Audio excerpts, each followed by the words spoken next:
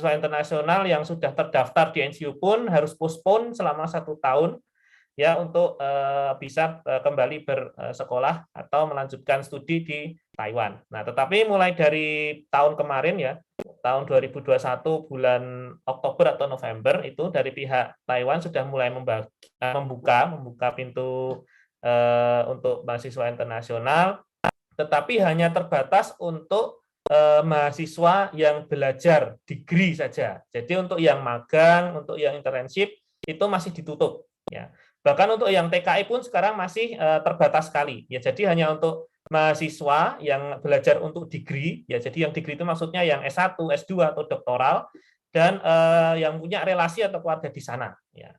Nah, kebetulan di sini kita berusaha masuk dari sisi itu karena Taiwan itu sudah membuka. Kemudian kemarin kita berdiskusi dengan NCU melalui Prof Huang karena tanda tangan MOA-nya kan bersama dengan Prof Huang. Akhirnya Prof Huang membawa isu tentang double degree ini ke rapat komite dan alhamdulillah seluruh komite menyetujui untuk melanjutkan program dual degree ini. Ya.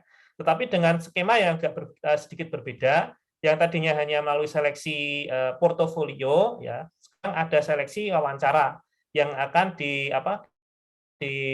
bersamai oleh seluruh profesor yang ada di prodi GNLT NCU. Ya, jadi nanti kelanjutannya seperti apa? Ini sedang dibicarakan besok tanggal 28 Maret, ya, Pak Fajrul. Ya. Jadi kita menunggu hasil rapat komite lagi tanggal 28 Maret tentang proses seleksinya nanti seperti apa. Jadi saya akan langsung mempresentasikan tentang program dual degree ini.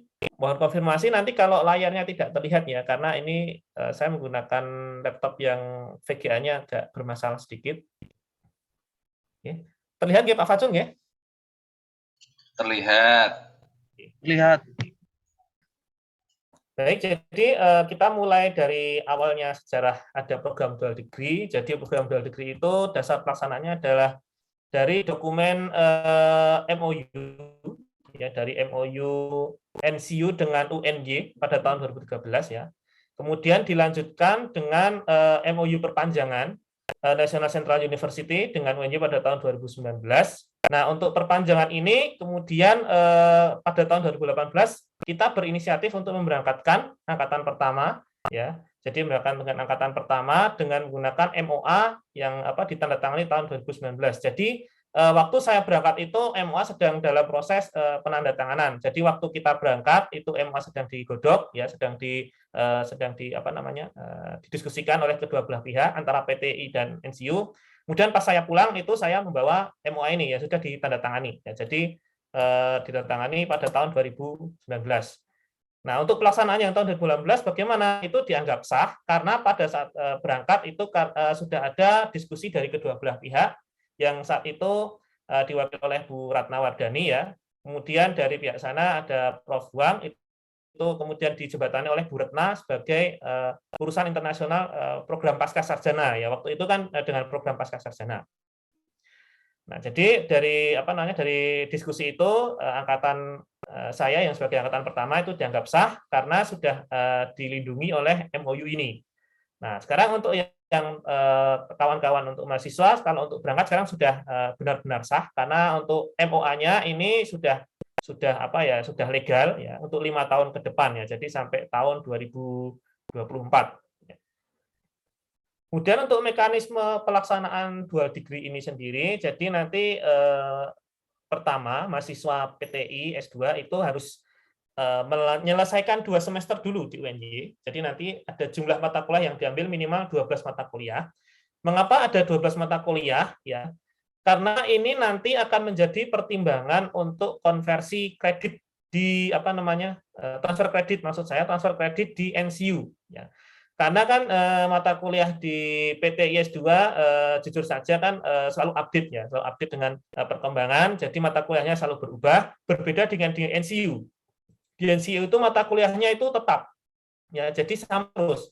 Nama kuliahnya sama terus walaupun kontennya itu nanti berbeda-beda. Nah, jadi untuk amannya itu mengambil 12 mata kuliah. Di luar mata kuliah penyetaraan ini maksudnya adalah untuk mahasiswa yang non kependidikan. Jadi untuk mahasiswa yang non kependidikan itu kan ada mata kuliah yang harus diambil yang berbasis kependidikan ya. Nah, itu di luar mata kuliah penyetaraan yang yang kependidikan itu tadi. Nah, jadi kalau yang mahasiswa PTY S2 yang asalnya dari S1 kependidikan, nah itu langsung saja mengambil 12 mata kuliah ya. Tapi kalau yang mahasiswa S1 di luar kependidikan, nah selain mengambil harus mata kuliah penyetaraan yang untuk kependidikan, juga harus mengambil 12 mata kuliah yang ada di prodi PTY S2. Nah, kemudian ini yang poin kedua, harus mengambil mata kuliah proposal tesis dan seminar. Jadi seminar juga harus dilaksanakan karena kemarin kita kesepakatan dengan waktu itu dengan pasca sarjana juga, jadi dengan pihak direktur dan sebagainya, itu seminar harus dilaksanakan karena tidak ada konversi kredit untuk seminar. Nah, mengapa tidak ada konversi kredit untuk seminar? Nanti kita akan saksikan bagaimana cara NCU itu melaksanakan seminar. NCU itu juga ada kuliah seminar, tapi itu seminarnya berbeda di tempat kita. Ya, karena kalau di tempat kita itu seminar hanya 1 kali, ya, hanya 1 kali, dan itu adalah seminar untuk mempresentasikan proposal tesis kita. Sedangkan di NCU itu seminarnya itu berulang kali, ya, berulang kali, dan itu dilakukan dalam 2 semester. Dan itu nilainya 0 kredit. Makanya sesuai kesepakatan sebelum berangkat dulu ya, itu diputuskan harus seminar dulu, seminar proposal. Kalau tidak seminar proposal bagaimana? Ya nggak bisa berangkat. Makanya kemarin untuk yang 2 angkatan ini, yang 2 angkatan double degree ini, itu mereka menulis ya, termasuk saya itu menulis 2 topik tesis istilahnya. Di UNY juga sudah menulis 2 topik, ya 1 topik ya, kemudian diseminarkan. Kemudian nanti di NCU itu bersama profesor itu juga menulis topik tesis lagi. Nah, kemudian diseminarkan dan nanti jadi jadi bahan tesis yang untuk diujikan. Nah, kalau yang di UNY itu tidak sampai ujian, hanya sampai batas seminar, ya, hanya sampai batas seminar proposal tesis. Kalau di NCU nanti topiknya dari profesor, diskusi dengan profesor selama 3 bulan, nanti dijadikan tesis, baru nanti ada joint joint supervision ya, joint supervision dari profesor yang ada di Taiwan dengan pembimbing yang ada di Indonesia. Ya ini yang harus digarisbawahi. Jadi harus seminar dulu. Ya, kalau tidak seminar ya nanti nilai seminar 0, nilai seminar 0, dan mau nggak mau harus ya kuliahnya harus jadi tambah panjang nanti. Harus mengambil seminar dulu untuk mempresentasikan proposal tesis yang belum sempat diseminarkan. Nah, kemudian setelah mengambil 2 semester di UNY, kemudian mengambil 2 semester di NCU ya. Untuk jumlah mata kuliah yang diambil itu harus 9 mata kuliah, nanti listnya apa saja nanti kita tampilkan. Kemudian wajib mengambil mata kuliah seminar di kedua semester. Nah, seminarnya ini nanti bentuknya itu adalah kita mendengarkan ya, kita mendengarkan speech dari profesor. Jadi kebiasaan di Taiwan itu adalah mengundang profesor dari luar universitas ya.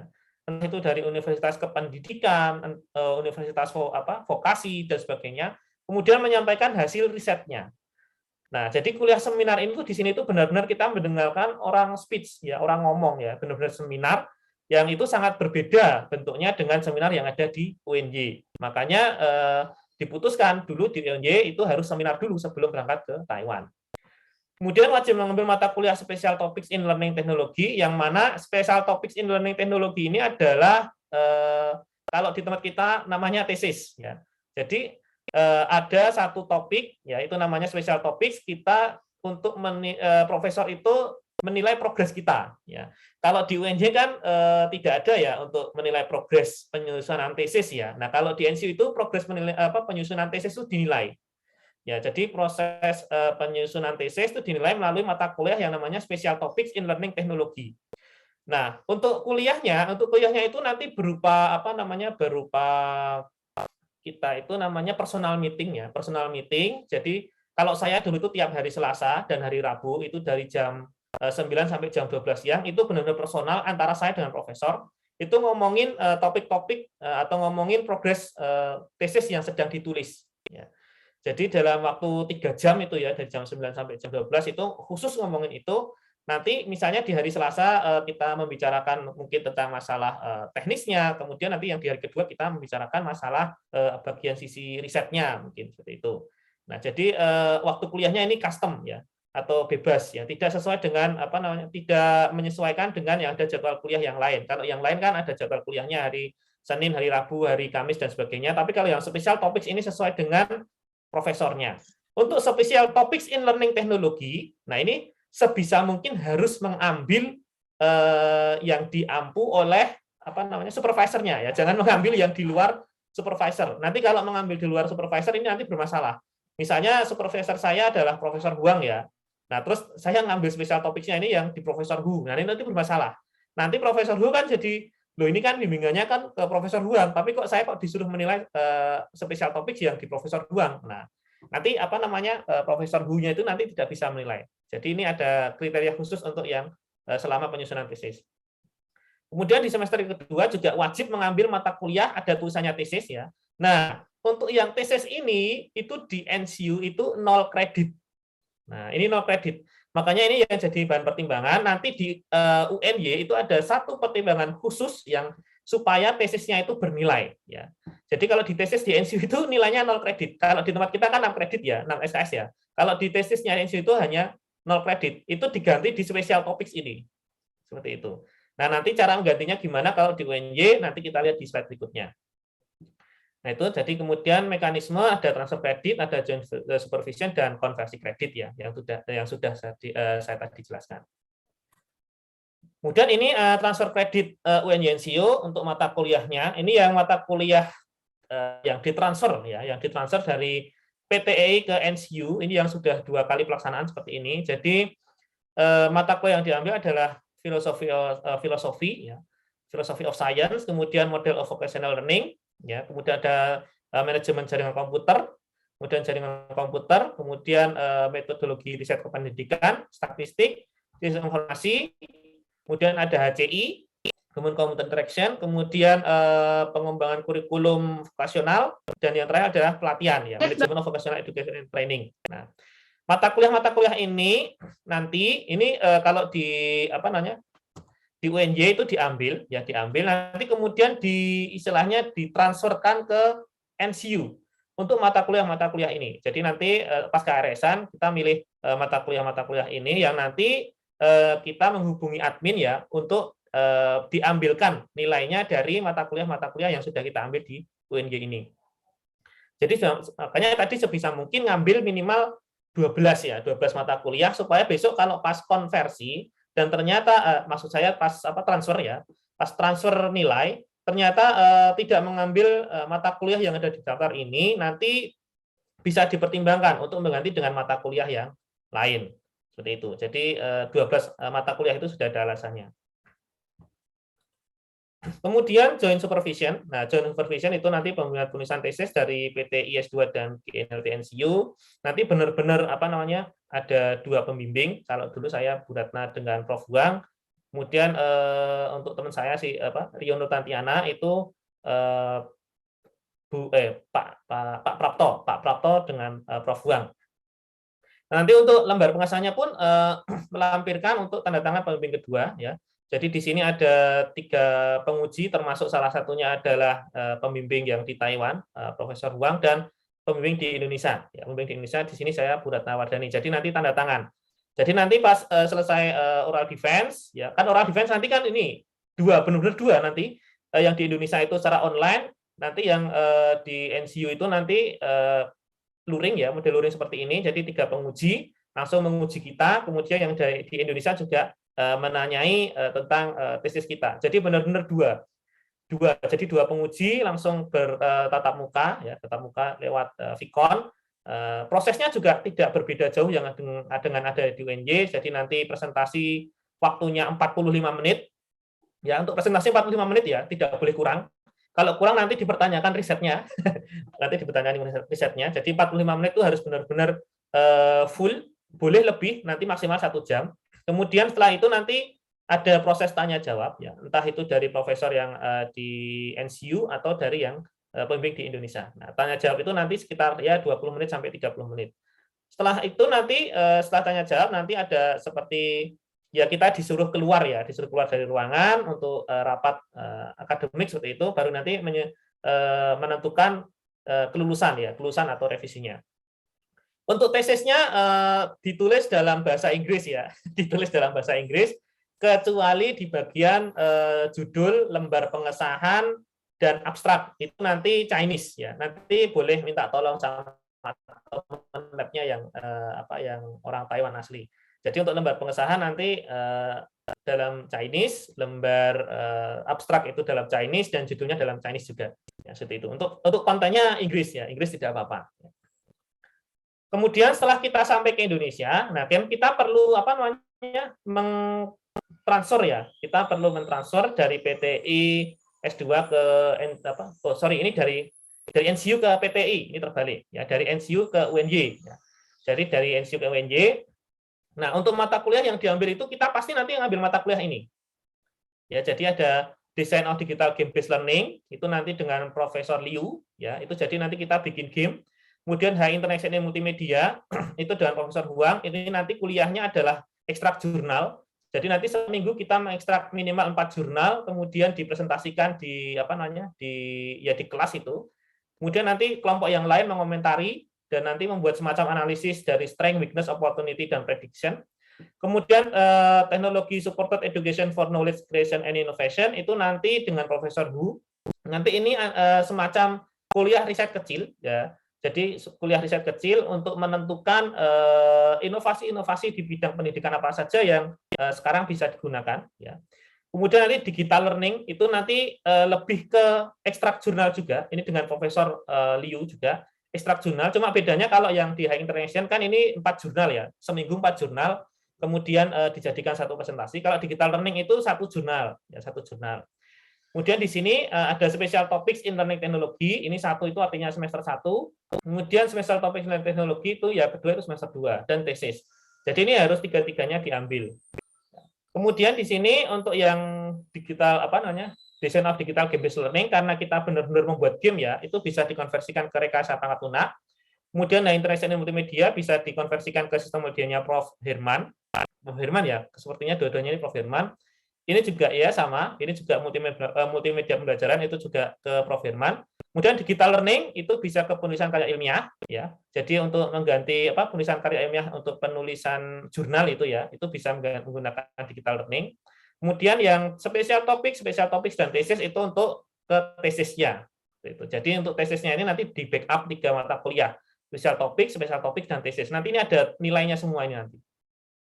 Nah, jadi itu ya. Jadi untuk tantangannya di NCU memang harus rajin-rajin baca jurnal ya. Kalau ini 2 mata kuliah ini yang agak berat yang ini, yang 4 jurnal dalam 1 minggu ini. Kalau yang ini cukup 1 jurnal. Nanti ini dikonversikan ke mata kuliah yang di Indonesia. Nah, di sini bisa kita lihat ya, tidak ada seminar proposal. Makanya seminar proposal harus dilaksanakan sebelum keberangkatan. Kalau seminar proposal belum dilaksanakan ya otomatis nanti setelah kita pulang ya kita harus repot-repot melaksanakan seminar proposal dan itu nanti akan nambah waktu studi kita. Jadi tidak bisa lulus tepat waktu. Kemudian fasilitas yang diterima dari NCU cukup banyak ya. Yang pertama adalah free tuition money ya. Kemudian ini kurang 1 ya. Ini free credit ya. Ada free credit money juga. Jadi selain ada uang SPP, bebas uang SPP juga bebas uang SKS. Kemudian free dormitory, kemudian health insurance. Jadi nanti kita mendapatkan 2 health insurance dari Katai. Ini yang private ya, yang swasta.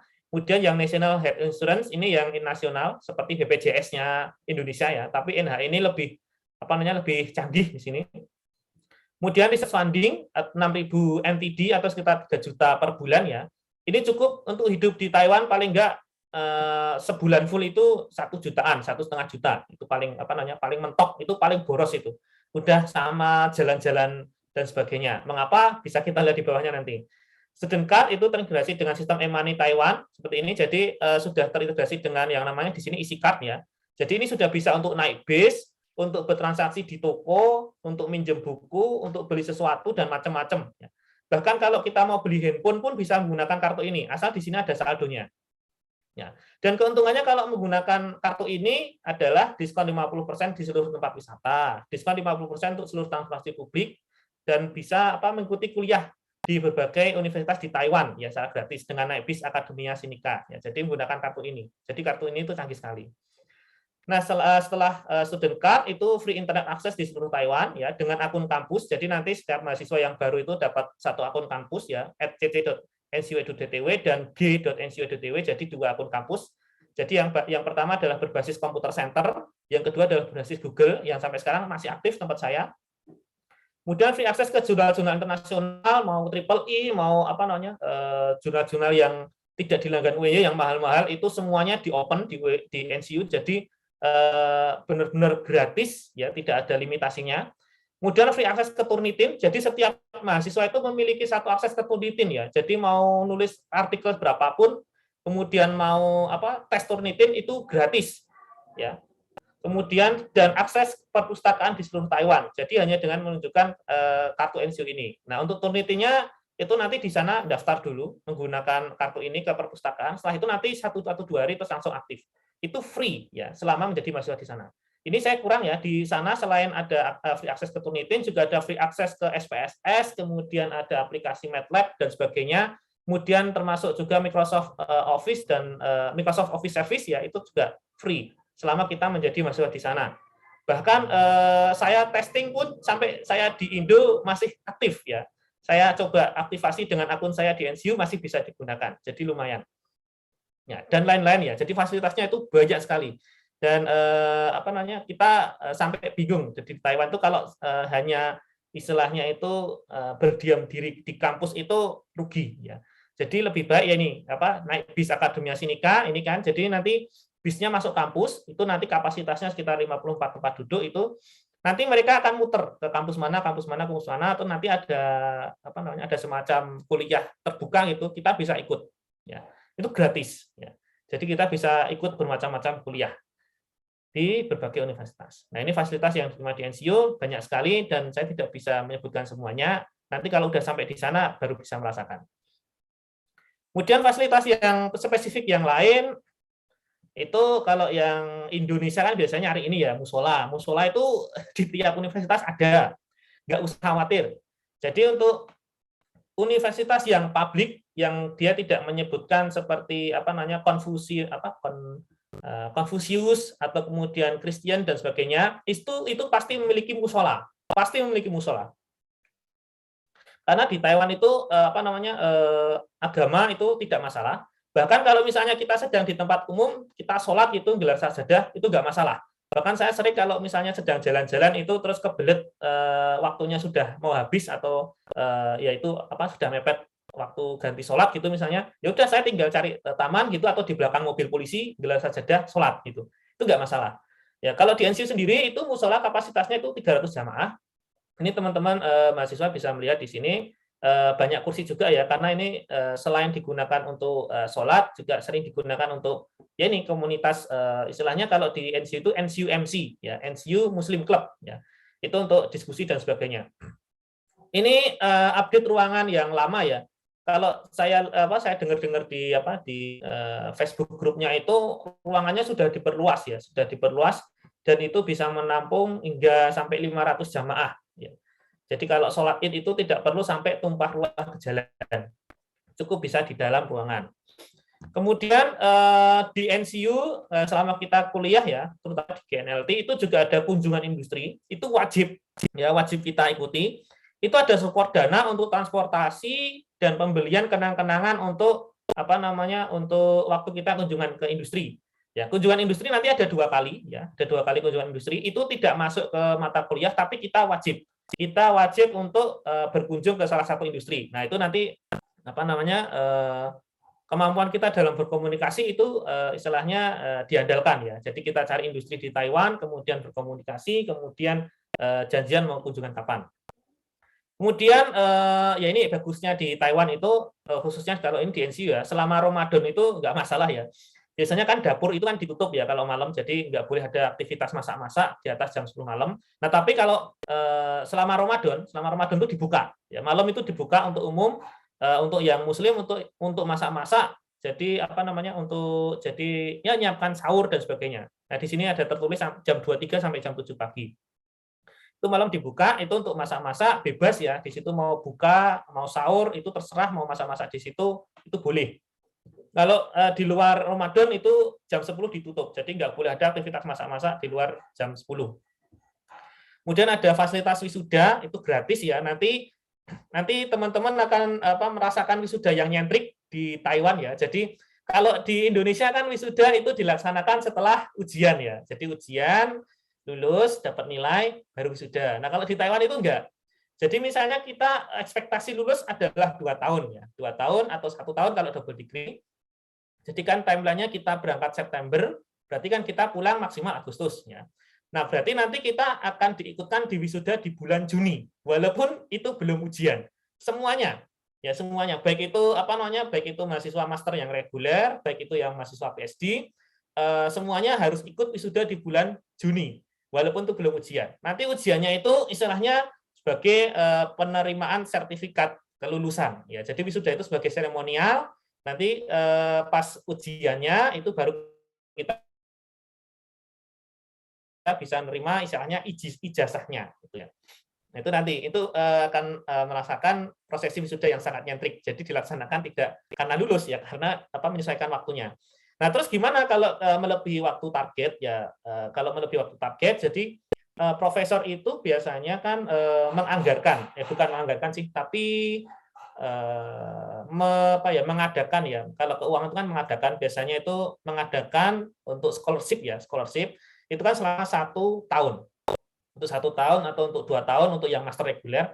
Nah, kalau lebih dari target ya kita harus bayar sendiri, harus bayar sendiri. Jadi untuk tuition-nya itu juga harus bayar sendiri, untuk macam-macamnya juga bayar sendiri. Jadi rata-rata mahasiswa NCU itu yaitu lulus tepat waktu ya, bahkan sebelum waktunya habis itu juga sudah pada lulus. Makanya sampai di sini pun itu beasiswanya belum dipotong, masih mengalir.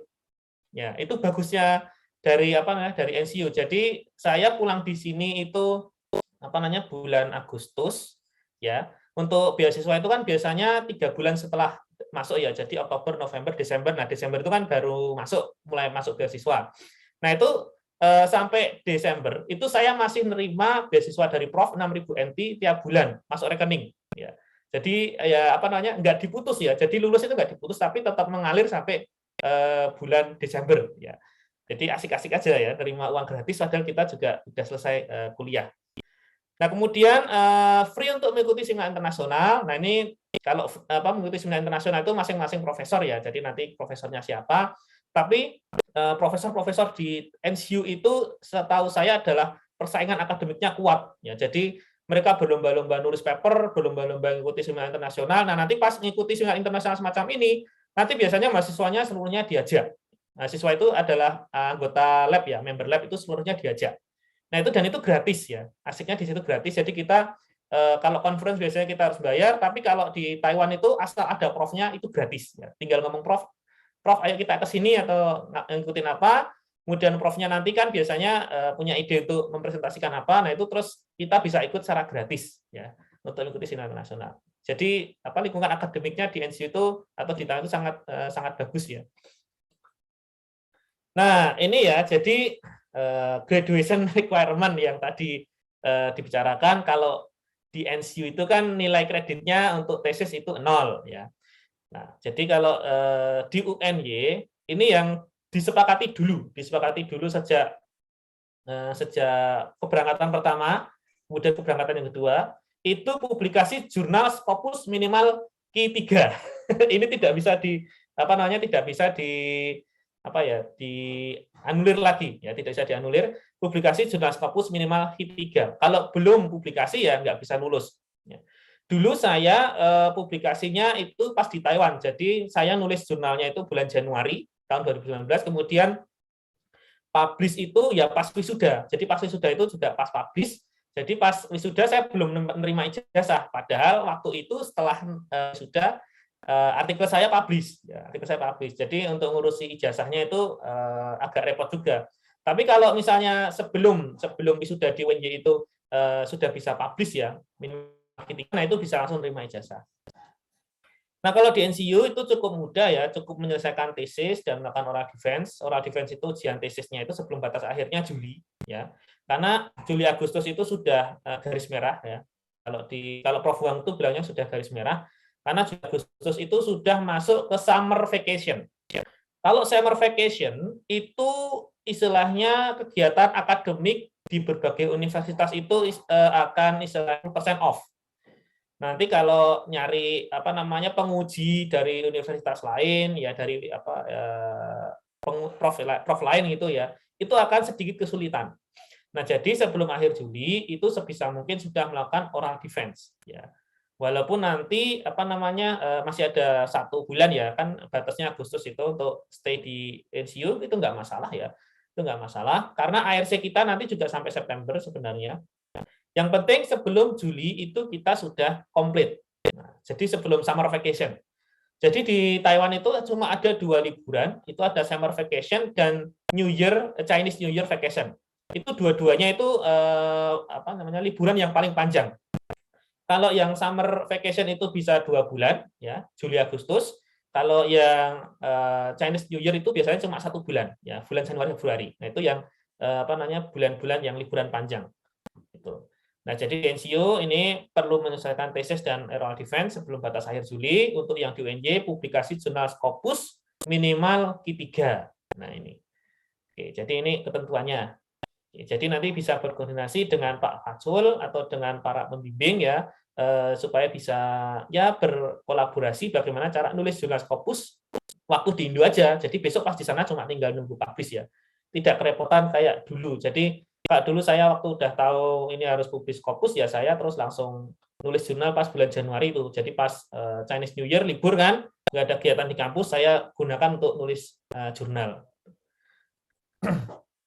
Nah, kemudian kelengkapan dokumen untuk APLI dulu, ya. Kelengkapan dokumen untuk APLI itu ada application form. Nah, nanti akan ini sudah saya share ke Pak Fajrul ya.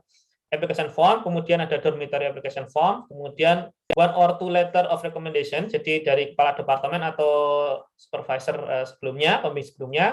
Kemudian historical transcript itu DHS yang berbahasa Inggris yang di-approve oleh Universitas host ya dari UNY. Jadi kita sudah ngeprint terus sudah ditandatangani oleh Pak Dekan. Kemudian fotokopi transport ya, fotokopi transport, pasport ya, pasport. Kemudian fotokopi diploma and transcript of the highest degree. Berarti kan highest degree-nya kan S1 ya. Ya udah ini kita fotokopi, usahakan yang berbahasa Inggris. Kalau yang belum berbahasa Inggris nanti perlu di translate itu menggunakan translator yang istilahnya itulah yang diakui ya, translator yang diakui ya. Jadi harus berbahasa Inggris. Kemudian other related documents according to the dual degree agreements itu TOEFL itu terserah. Kalau di sini dikatakan kalau di agreement-nya itu minimal 525 ya, itu untuk ITP ya, untuk PBT. Kemudian GPA-nya minimal 3,2. Nah, kemudian head photo with JPEG file. Jadi ini fotonya harus seperti ini. Jadi mukanya harus besar seperti ini. Ini kalau fotonya tidak seperti ini, nanti pas di Taiwan bermasalah, ya. Karena di Taiwan itu jenis fotonya seperti ini, mukanya harus besar dan background-nya putih, ya. Tidak boleh ada merah biru dan sebagainya. Kemudian timeline seleksinya itu kita mulai dari Maret ini, jadi nanti pemetaan kandidat peserta double degree ini sudah dilakukan ya. Kemudian Maret April itu nanti penyerahan nama kandidat ke NCU, jadi nanti teman-teman mahasiswa yang sudah mendaftar itu bisa mengirimkan kurikulum vitae dan portofolio. Portofolio boleh apapun, itu baik project maupun riwayat penulisan karya ilmiah itu juga boleh. Kalau saya dulu project, jadi project-project yang saya kerjakan selama S1 itu saya jadikan portofolio. Kemudian nanti ada wawancara oleh NCU, ya itu nanti online media, itu nanti kita bicarakan dengan pihak NCU karena tanggal 28 Maret besok itu baru rapat akademik ya dari pihak NCU untuk menentukan bagaimana cara wawancaranya.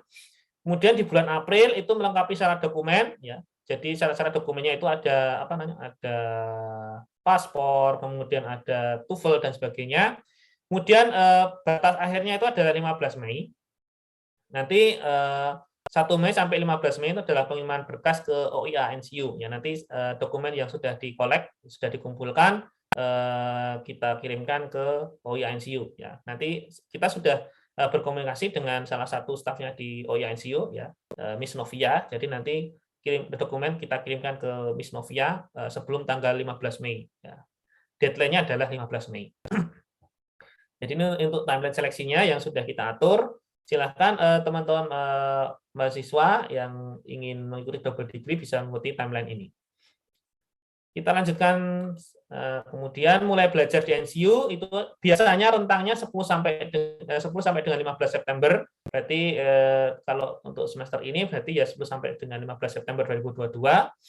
Ini mulai belajar di NCU itu biasanya nanti ada semacam kegiatan orientasi dulu. Nah, ada semacam orientasi. Nah, kemudian ini kita sampai di biaya. Ya, jadi ini ada 2 biaya. Jadi yang pertama adalah biaya sebelum berangkat sampai berangkat, dan ini adalah biaya 3 bulan pertama di Taiwan. Ya.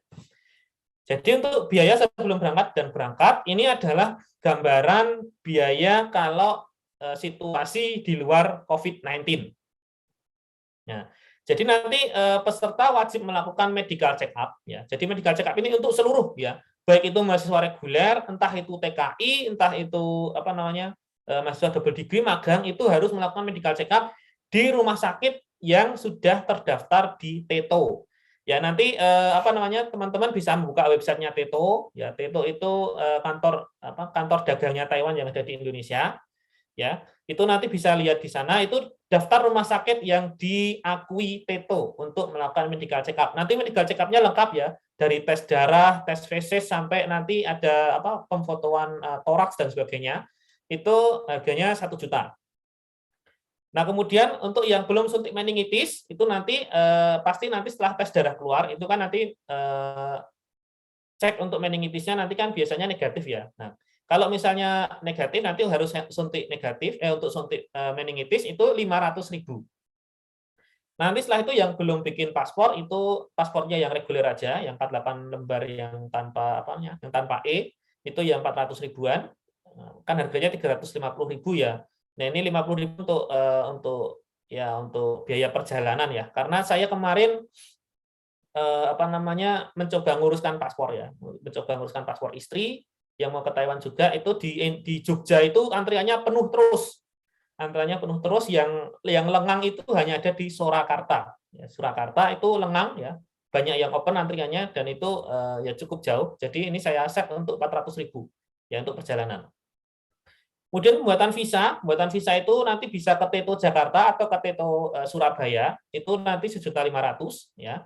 Itu nanti persyaratan visa bisa dilihat di websitenya TETO langsung, karena pasti selalu berubah, ya. Terutama saat COVID ini pasti berubah, jadi saya tidak melampirkan syarat-syarat untuk pembuatan visa di sini. Kemudian nanti tiket pesawat terbang, ya, saya sarankan dengan menggunakan China Airlines, itu karena direct Jakarta ke Taipei, dan itu paling murah, 2.500.000. Kalau menggunakan AirAsia itu nanti 4 juta, dan itu harus transit di di KLIA 2. Kalau menggunakan Cathay itu nanti transit di Singapura. Kalau menggunakan Tiger nanti transit di Filipina. Tapi kalau yang China Airlines ini, selain servis makan halalnya itu ada, itu juga kapasitas bagasinya juga besar, 30 kg. Jadi 2.500.000 sudah sampai Taipei, cukup murah. Kemudian tiket perjalanan untuk pengurusan paspor dan visa, ini saya set 1 juta, ya. Biasanya kan visa ini harus jalan jauh, ya. Tapi kalau misalnya mau jalan jauh pakai mobil, ya nggak apa-apa, nanti ongkosnya kan berat di tol, itu nggak masalah. Ini 1 juta itu kalau kemarin saya naik kereta, ya, naik kereta ke Jakarta, kemudian nginep di kos-kosan, karena buatan visa itu 5 hari. Jadi hari pertama itu masukkan berkas, kemudian nunggu hari ke-4 atau ke-5 itu untuk dipanggil untuk ngambil visa. Jadi totalnya sekitar 7 juta untuk yang sebelum berangkat sampai berangkat. Ya. Kalau misalnya sudah pernah meningitis, suntik meningitis, misalnya sudah pernah umroh itu, berarti ini kan dicoret. Kalau sudah punya paspor yang masih valid, ini juga bisa dicoret. Nah, tinggal nanti ya medical check up, visa, tiket sama tiket ini. Jadi nanti ya totalnya jauh di bawah ini. Nah, untuk paspor ini kalau misalnya paspornya tinggal 6 bulan, ya, validnya nggak masalah. Tidak masalah, karena di Taiwan itu ada kantor imigrasinya juga, ya, semacam kantor imigrasi atau kantor dagang yang memberikan pelayanan pembuatan paspor. Ya, ini saya bisa bercerita karena saya kasusnya seperti itu.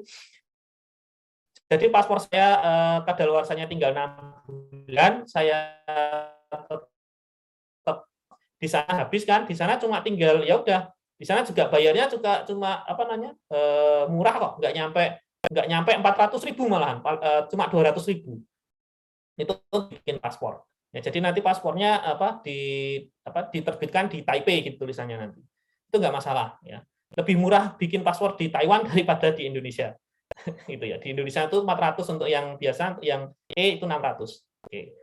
Kemudian setelah sampai di Taiwan, nah ini dari PPI Taiwan ya. Jadi ada grup PPI Taiwan itu di Line itu, grup Line. Jadi di Taiwan itu tidak menggunakan WhatsApp, tidak menggunakan WeChat, tapi menggunakan Line ya. Itu dari PPI Taiwan itu menyarankan untuk dana pribadi 3 bulan pertama adalah 40.000 NTD atau sekitar 20 juta. Karena biasanya itu beasiswa itu turun 3 bulan setelah kita tiba atau kita mulai sekolah. Jadi kita mulai sekolah September, berarti Oktober, November, Desember. Nah, Desember itu baru turun. Dan ketika Desember turun itu tidak usah khawatir karena dia itu langsung reimburse. Jadi 3 bulan misalnya beasiswa untuk dual degree kan 6.000. Nah, kita kan sudah lewat 3 bulan, berarti kan ada 18.000. Nah, nanti 18.000 itu langsung masuk ke rekening kita. Makanya nanti pas di Taiwan pun juga nanti kita diminta bikin akun post office ya. Kalau di sana itu bukan akun bank namanya, tapi akun post office karena rekening bank itu dikelola oleh kantor pos ya. Jadi post office account itu nanti istilahnya untuk menerima beasiswa. Nah, jadi 40.000 NTD itu keperluannya untuk apa saja? Jadi ini nanti ada pengurusan ARC, ya. Pengurusan ARC itu nanti ada 1.000 NTD. ARC itu Alien Resident Card, ya. Jadi kita itu di sana dianggap alien, ya, makhluk asing, ya. Jadi kita disuruh bikin ARC atau semacam KTP untuk orang asing, Alien Resident Card itu 1.000 NTD, 500.000. Kemudian nanti ada apply Katai Health Insurance, ya itu nanti ada 6.000 NTD. Jadi di sini kan masih proses registrasi untuk NHI atau BPJS ya. Itu prosesnya kan 6 bulan registrasinya. Itu nanti pas NHI sudah terbit, itu nanti akan dikembalikan 3.000 NTD ya pada semester kedua. Karena yang 3.000 NTD sudah digunakan oleh yang Katai ini, untuk yang semester pertama. Nah, 3.000 NTD ini kan tidak digunakan di semester kedua. Nah, makanya terus langsung dikembalikan karena sudah pindah ke NHI.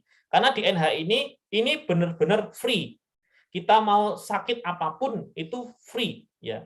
Entah itu mau operasi, entah itu mau cek PCR dan sebagainya, selama kita punya NHI itu free ya. Beda sekali di Indonesia ya. Kita di Indonesia itu ada penyakit tertentu yang tidak ditanggung. Kalau di NHI itu seluruhnya free. Bahkan membeli masker pun itu di apotek yang ada logonya NHI itu free, dan apotek yang logonya NHI di Taiwan itu banyak sekali ya. Jadi kalau kita punya NHI di Taiwan tuh ya istilahnya mau sakit pun nggak masalah gitu loh, karena itu benar-benar free.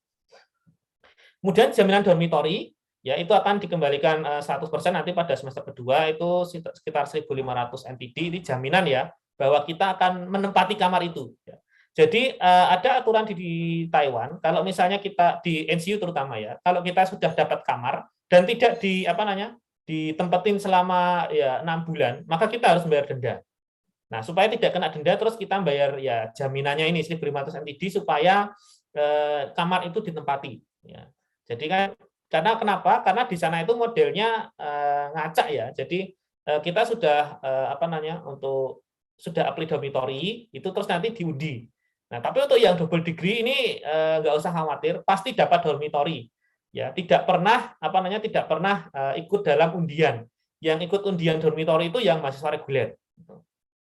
Kemudian biaya hidup itu 3 bulan pertama itu sekitar 9.000 NTD ya, sebulan 3.000 itu nanti ya itu paling boros itu 3.000 itu. Itu bahkan 2.000 NT itu bisa ya, 2.000 NT itu nanti sudah cukup makan enak lah di sana 2.000 NT. Jadi kalau totalnya kalau saya hitung 3 bulan pertama itu 31.000 NTD ya, atau sekitar 15.500.000. Nah. Oke, itu saja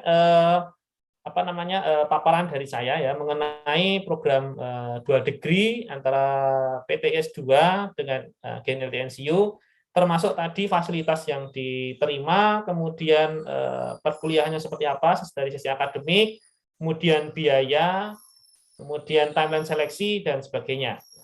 Jadi harapannya nanti kalau ada pertanyaan bisa langsung diajukan saja ya. Mungkin Pak Fajrul juga bisa bertanya kalau misalnya ada pertanyaan yang ada sesuatu yang membingungkan ya dari dari program ini.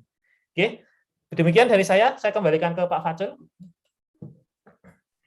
Baik, terima kasih Mas Irfan yang telah menyampaikan presentasinya.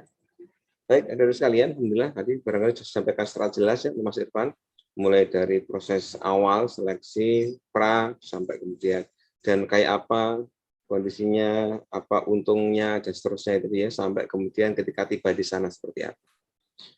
Baik, adik-adik sekalian barangkali ada yang mau ditanyakan. Jadi insya Allah yang saya sampaikan dulu.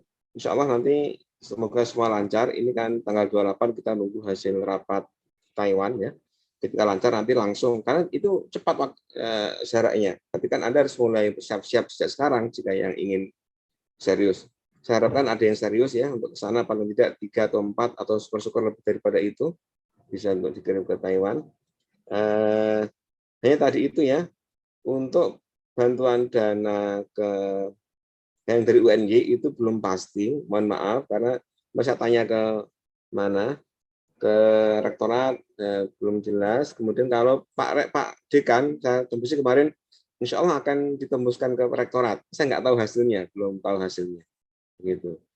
Nah sehingga semoga nanti lancar. Maksud saya gini, semoga nanti ketika di sana ya ada beasiswa dari profesor. Tapi ketika awal tadi kan berarti butuh dana untuk dana awalan Mas Irfan ya, untuk dana prepare sampai kemudian juga 3 bulan di sana. Gitu. Nah, setelah 3 bulan, apakah pasti enggak kira-kira beasiswa itu akan dapat? Nah, nanti kayaknya kalau dari Mas Irfan sampaikan pasti ya, tapi saya nggak tahu pasti apa enggak seperti itu ya, yang didapatkan. Nah, silakan teman-teman sekalian kalau ada yang tanya langsung aja, boleh raise hand atau langsung disampaikan atau mungkin mau dituliskan di chat room juga boleh. Silakan kalau ada. Oke, Mas Mahendra chat katanya sedang nyetir ya nggak bisa aktif.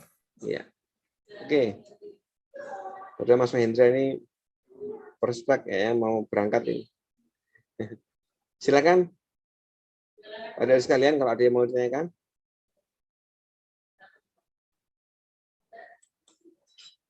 Mas Irfan terkait peluang beasiswa gimana Mas? Barangkali saya disampaikan.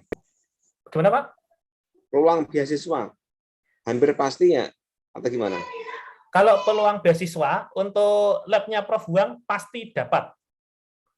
Pasti dapat. Nah, jadi kemarin Prof. Huang lewat emailnya itu kan menuliskan, jadi kalau di labnya Prof. Huang itu, Prof. Huang selalu mengajukan beasiswa untuk dual degree, itu pasti 6.000 NT. Ya. Nah, itu mungkin untuk yang Prof lain itu Prof. Huang tidak berani menjamin, karena kalau Prof yang lain itu memiliki istilahnya sumber dananya masing-masing. Jadi Prof. Huang tidak tahu. Nah, untuk yang semester angkatan yang kedua itu kan ada yang dapat cuma 3.000 NT itu karena profnya baru ya. Profnya baru itu pindahan dari N2ST, kemudian ternyata ada satu mahasiswa yang join ke situ, terus ada semacam permintaan research funding itu kan, kemudian bisa dicairkan 3.000 NT per bulan. Nah, tapi kalau untuk Prof. Huang sendiri itu pasti terjamin, Pak. Jadi tiap bulan itu 6.000 NT mulai dari bulan Desember. Jadi nanti untuk prosesnya itu nanti biasanya kita disuruh untuk presentasi dulu ya, presentasi apa yang sudah kita kerjakan di bulan Desember. Kemudian nanti di bulan Desember pertengahan atau akhir itu mulai masuk 6.000 NT, kemudian nanti ada tambahan sekitar 500 NT sampai 1.000 NT itu istilahnya sebagai uang lelah kita. Jadi nanti biasanya lebih Pak, lebih dari 6.000 per bulan itu. Nanti ada yang seperti dibayar uang lelah kita, membantu apa gitu, itu dibayar juga Pak. Itu. Jadi kalau 6.000 intinya kalau untuk Prof. Huang pasti Pak, pasti. Baik, makasih Mas Irfan. Jadi di Taiwan tentunya ada tergantung profesornya ya. Jadi kita profesornya itu banyak riset ya. Saya memastikan dan juga dermawan memastikan akan memberikan itu. Profesornya yang lain ya kita doa semoga juga begitu. Begitu ya teman-teman sekalian, silakan nanti. Oke, sudah clear? Nggak ada yang tanya? Mas Mahendra kalau mau tanya penting ya berhenti dulu. Kalau ada berhenti dulu, minggir, kemudian tanya kalau mau tanya. Jadi ini sudah berhenti, Dokter. Ya, silakan. Gini Pak, terkait dengan berarti di apa ya istilahnya kayak kita juga harus prepare untuk finansial juga ya kalau kayak gitu ya karena beasiswa belum pasti turun. Kemudian kalau di sana berarti intinya aman ya kalau sudah cross the bridge gitu udah aman. Tapi kalau istilahnya kayak untuk apa namanya dari sininya itu ketika kita di sana itu apakah ada beasiswa dari UNY juga? Karena kan tadi saya sempat dengar itu ketika di sana itu juga ada istilahnya SPP yang dibayarkan di host university atau UNY kan saat itu. Gitu. Mungkin salah satu pertanyaan. Iya. Iya, jadi pembayaran untuk SPP-nya biaya belajarnya itu kalau nanti di Taiwan-nya kan free. Kemudian Anda sebagai mahasiswa di UNY, sementara ini tetap masih apa ya dikenakan cas SPP di UNY. Nah, nanti barangkali ini sebagai ya, saya jadi ingat. Mungkin saja nanti misalkan UNY nanti ada kebijakan minimal kalau toh nggak ada bantuan dana begitu ya, bisa nggak nanti katakanlah 2 semester itu ya setahun ya di-free-kan beasiswa gitu, paling nggak minimal SPP-nya free. Gitu. Itu mungkin ide yang menarik, mungkin saya akan bawa coba ke minimalnya itu, gitu. Ya minimalnya itu. Kemudian tadi setelah 3 bulan, kalau Prof. Wang misalkan ngasih 6.000 tadi ya, NTD tadi ya, itu sepertinya kalau Pak Mas Irfan bisa saving gitu. Bahkan pulang bisa nyicil-nyicil beli tanah atau yang lainnya kayaknya itu.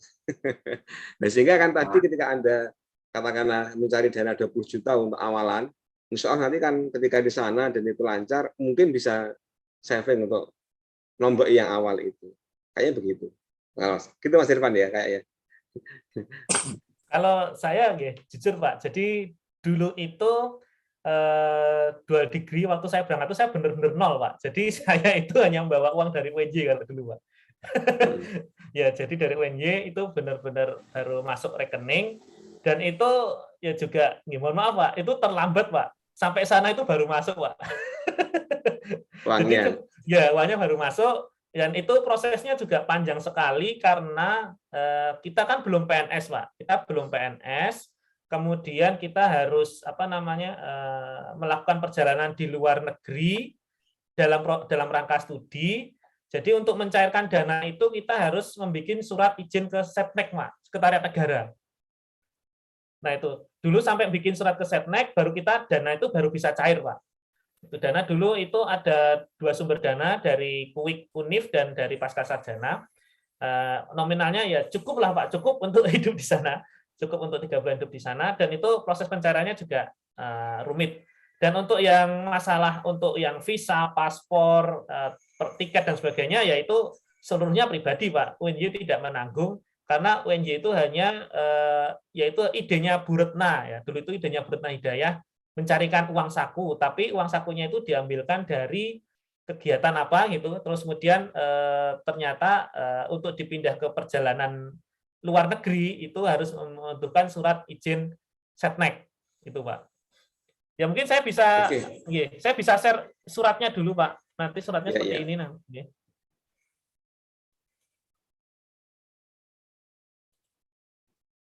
Kemudian ketika beasiswa dari Prof. Wang berarti bisa lebih-lebih ya Mas ya? Bisa Pak, bisa. Bahkan saya pernah itu 1 bulan tuh bisa nerima 20.000 Pak. Kalau misalnya bantu proyeknya Prof. Wang, misalnya dulu kan ada conference itu, kemudian diminta untuk membikinkan website, kemudian untuk macam-macam itu, nanti ada yang ada pemasukan Pak, istilahnya yang lebih gitu Pak. Jadi asal dekat-dekat dengan profnya, macam-macam itu saya yakin di luar beasiswanya banyak Pak. Padahal kebutuhan hidup selama sebulan berapa Mas? Paling kalau untuk kebutuhan hidup cuma 1.500 Pak. Itu udah paling boros itu. Kalau misalnya kalau sama jalan-jalan kemana ya 3.000 gitu Pak. Jalan-jalan piknik kemana ya. Kalau menerima 20.000 kemudian dibutuhkan hidupnya hanya 2.000 ya berarti karena savingnya bisa banyak banget itu. Memang banyak Pak, memang banyak. Betul Pak. Baik. Begitu teman-teman sekalian. Itu Mas Mahendra ya. Oh iya. Saya sekali lagi untuk yang bantuan dari UNY saya belum bisa menjanjikan ya. Karena kemarin ya saya verifikasi seperti itu kondisinya. Iya, semoga nanti ada. Nanti kalau saya bilang ada gitu, ternyata nggak ada. Nah, ini yang saya nggak menjanjikan. Kemarin terakhir saya konfirmasi ke Pak Dekan, nanti kita teruskan ke rektorat, Pak. Nah, tapi kan nggak tahu hasilnya kayak apa. Saya nggak berani menjanjikan untuk yang bantuan dari UNJ-nya. Tapi kalau SPP, ya semoga bisa ya. Tadi kan misalkan di free kan mungkin nggak. Ya, kalau UNJ mau kan insya Allah bisa, gitu. Yang studi free untuk SPP yang di sini, gitu. Mungkin bisa itu. Mungkin Ya. ini Pak, untuk SPP bisa mengajukan surat keringanan, Pak, keringanan ke dekan mungkin Pak. Jadi dinolkan atau di berapa gitu. Potong. Ya potong. Jadi kan intinya SPP itu kan fungsinya cuma satu Pak sebenarnya. Supaya kita itu tetap terregistrasi aktif di UNJ Pak.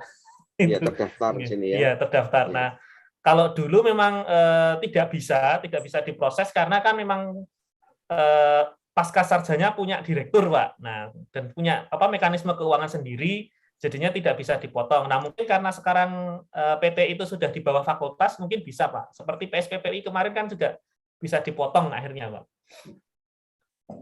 Oke. Baik, begitu ya teman-teman sekalian. Ada yang mau bertanya? Nanti silakan Mas Sofi.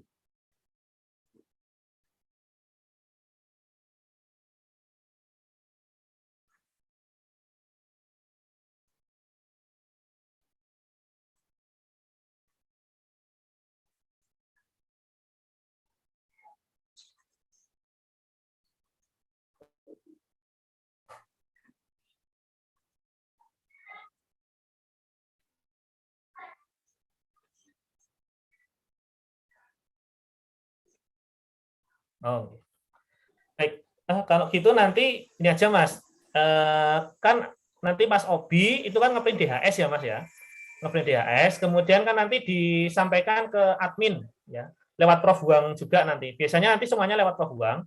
Nah setelah itu kan nanti Mas Obi perlu menentukan mata kuliah mana yang dari NCU bisa dibalikkan ke UNJ atau sebaliknya. Itu nanti Mas Obi bisa ya semacam diskusi langsung dengan Prof Huang. Diskusi langsung dengan Prof Huang itu sambil ngelis mata kuliah apa saja yang belum diambil di UNJ, terus disesuaikan dengan mata kuliah yang ada di NCU. Nanti masing-masing profesor setelah Prof Huang itu mendapatkan listnya tadi akan menghubungi Mas Obi. Biasanya menghubungi Mas Obi itu untuk ngecek ini untuk mata kuliah ini silabusnya mana gitu. Kemudian nanti disesuaikan dengan mata kuliah yang diampu oleh profesor tersebut. Dulu saya juga melakukan hal itu. Saya nyodorkan ini mata kuliah yang belum saya ambil di PTI, Prof. Nah, kemudian Prof Huang itu ada rapat komite, kemudian saya dipanggil oleh masing-masing Prof yang ngajar mata kuliah tersebut. Misalnya tadi yang broadband itu Prof Liu ya, itu kan. Nah, itu kemudian dipanggil, ini silabusnya mana? Silabusnya yang di universitas di sana. Coba saya lihat gitu. Nah, nanti kita harus bisa menunjukkan silabusnya. Nah, kebetulan kan PTI S2 kan sudah punya silabus yang bahasa Inggris kan. Nah, nanti tinggal tunjukkan aja yang silabus bahasa Inggrisnya itu nanti. Itu aja. Jadi enak-enakan aja sih Mas Obi untuk yang mata kuliah yang ditransfer kalau misalnya ada yang berbeda gitu. Mas Irfan, kebijakan setahun terakhir ini ya. Itu kan memang kita push adik-adik ini kita push itu setahun itu nanti kalau lancar mereka teori habis. Oh. Kemungkinan nanti kalau ini lancar mereka sudah setahun itu kemungkinan itu sudah mata kuliah kita sudah terambil semua itu. Berarti nggak ada transfer lagi Pak. Nah di sana bagaimana? Nanti mungkin dikomunikasikan ya kayak apa kalau seperti itu kasusnya gitu. Mungkin tinggal tesis atau nambah sedikit apa begitu di sana itu. Kalau ketentuannya kan kita harus ngambil 9 mata kuliah tadi, Pak, itu. 9 ya. Iya, 9 mata kuliah berarti tadi. Yang mengambil yang belum diambil di sini gitu ya. Iya, gitu. Ya mungkin itu dan satu mata kuliah yang diampu oleh supervisor kita. Itu misalnya kita supervisornya Prof Hu, berarti ngambil mata kuliahnya Prof Hu gitu. Untuk selama studi di sana. Gitu, Pak. Ya, sebenarnya kan dikomunikasikan, tambah banyak tambah ilmu. Iya. Ilmu. Kalau untuk penulisan tesis itu semenjak kita landing di sana itu langsung nulis tesis, Pak. Jadi 3 bulan pertama itu langsung personal meeting, kita langsung dapat jadwal personal meeting dengan Prof.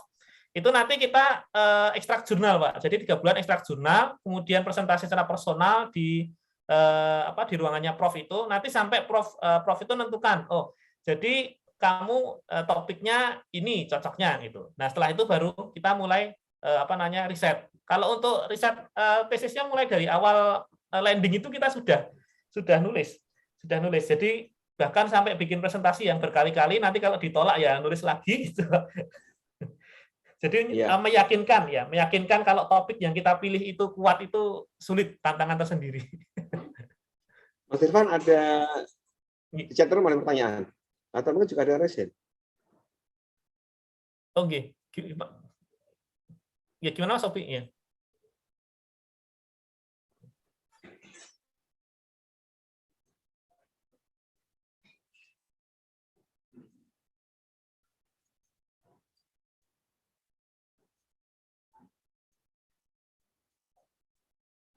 Oh ya, pertanyaan menarik dan Mas Irfan, saya siap yang simpel ini, pertanyaan yang terakhir ini yang chat ya. Nanti juga kait dengan Mas Obi. Apakah membuat 2 tesis? Ya, enggak, hanya 1 ya, Mas. Ya. Hanya 1 tesis.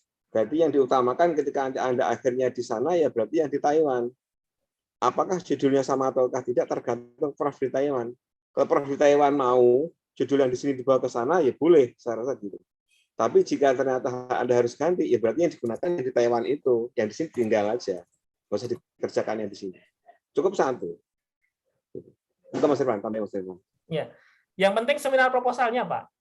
Jadi di sini itu harus harus seminar proposal di sini itu. Okay. Ya. Sekarang mereka rata-rata mengambil Pak, Semprov ya, teman-teman sekalian sedang ambil ini. Ya.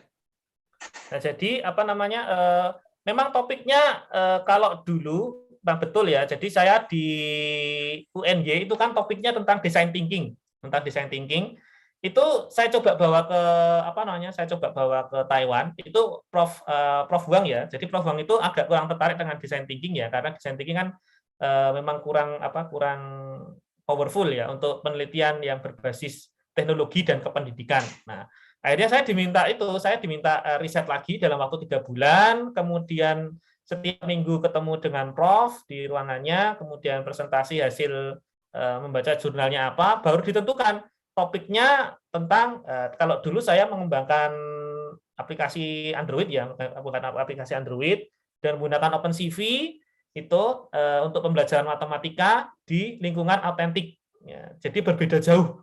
Yang tadinya itu design thinking yang di sini, yang di UNY, waktu sudah sampai sana itu langsung berbeda jauh, langsung bikin aplikasi dengan menggunakan OpenCV untuk pembelajaran autentik. Ya, topiknya matematika. Ya, jadi berbeda jauh. Itu saja sih Pak. Jadi tesisnya benar-benar ya endingnya cuma 1. Jadi ketika topik sudah ditentukan oleh Prof, kita langsung laporan ke dosen pembimbing di Indonesia. Nah itu kuncinya. Jadi nanti dosen pembimbing di Indonesia itu tahu progres kita, itu nulisnya sudah sampai mana.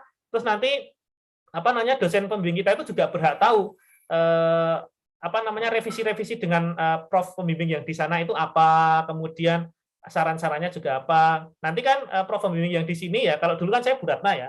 Nah, Bu Ratna itu kan kasih masukan juga, ditambah ini. Jadinya itu cukup membantu juga. Nah, tidak kerja sendiri di sana itu. Ya. Jadi 2 pembimbing itu harus benar-benar dimanfaatkan. Wah, ada pertanyaan.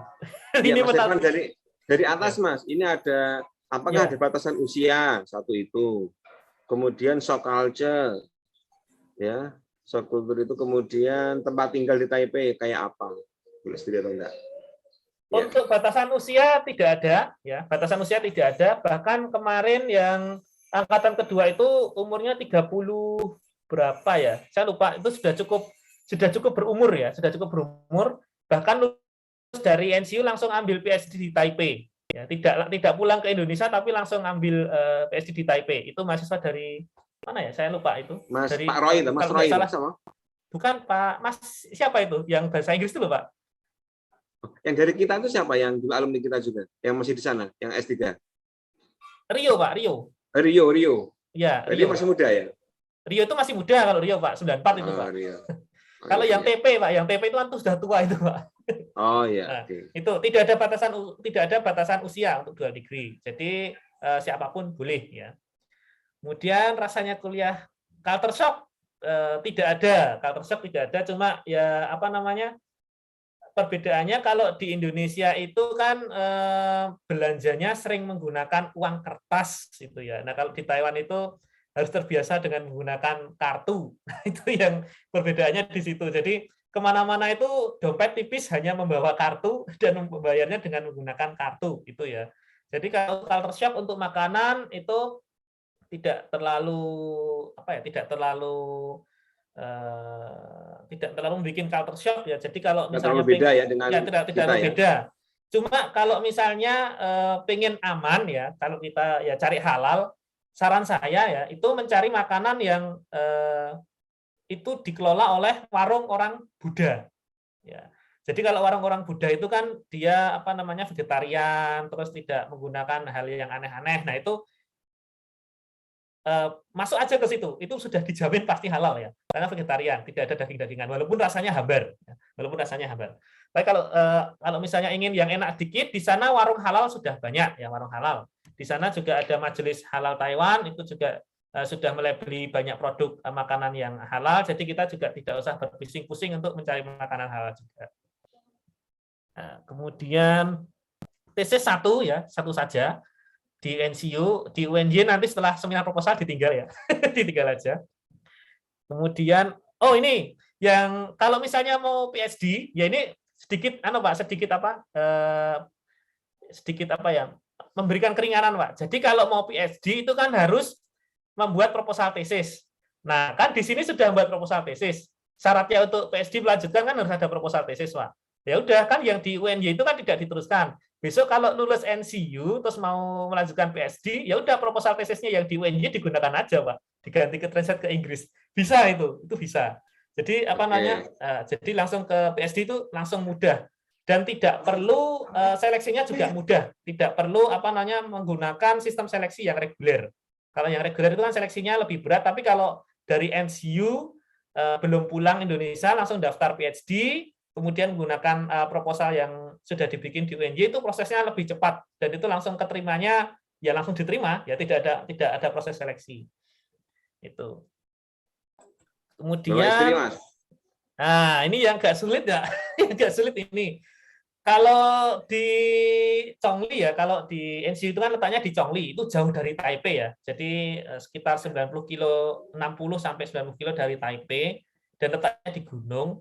Kalau di Chongli itu banyak flat ya, banyak apartemen, itu rata-rata persewaan setahunnya itu sekitar 10 sampai 15.000 NT per kamar. Jadi kamar itu ada 2 tempat tidur itu, terus pembayarannya itu biasanya per tahun ya penyewaannya. Nah kalau dormitory itu nggak boleh bawa anak istri, dormitory itu hanya untuk personal. Nanti di dormitory itu peruangan hanya ada 2 tempat tidur ya, jadi apa namanya cukup nyaman, tidak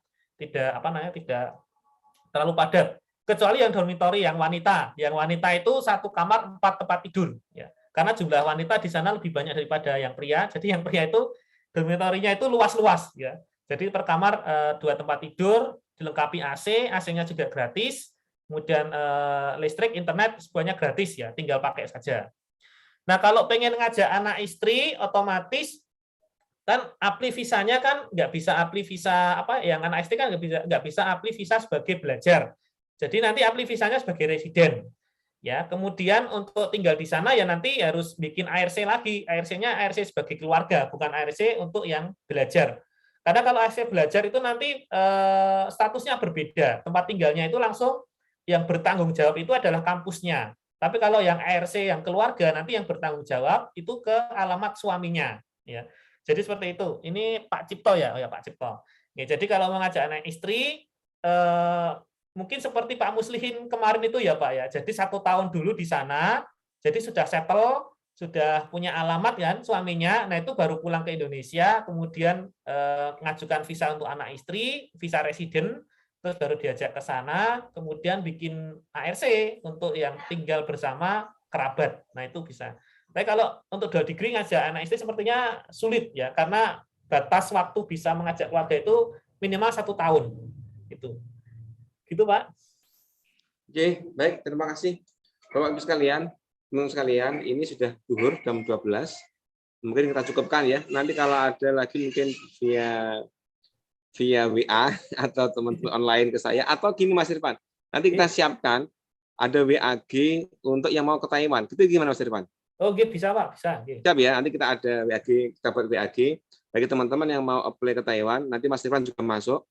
Nanti ketika ada yang mau konsultasi, mau ada pertanyaan, nanti bisa dibantu Mas Irfan ya. Tolong untuk dibantu dikawal teman-teman sekalian. Baik. Gitu teman-teman sekalian, nanti kita buatkan link di WAG, saya share di grup mahasiswa. Nanti yang berminat atau yang ini silakan untuk join di grup itu. Nanti kita untuk speak, jadwal detail atau kayak apa, persiapan teknis, form-form nanti kita share di situ Mas Irfan ya. Form-form apa yang mau harus diisi atau seperti apa kondisinya. Demikian, terima kasih atas kehadirannya Mas Irfan dan juga dari sekalian. Semoga lancar, semangat, dan semoga nanti hasil sukses ada yang sampai ke Taiwan dan lulus dengan double degree-nya. Terima kasih, kita akhiri dan tutup. Assalamualaikum warahmatullahi wabarakatuh. Waalaikumsalam. Waalaikumsalam warahmatullahi wabarakatuh.